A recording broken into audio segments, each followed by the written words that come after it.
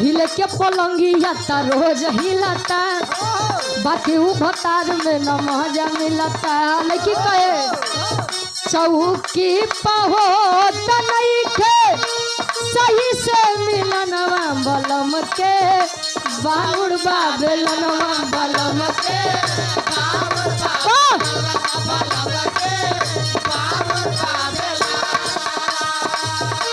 बलम के बांगुड़ बेलनवा बलम के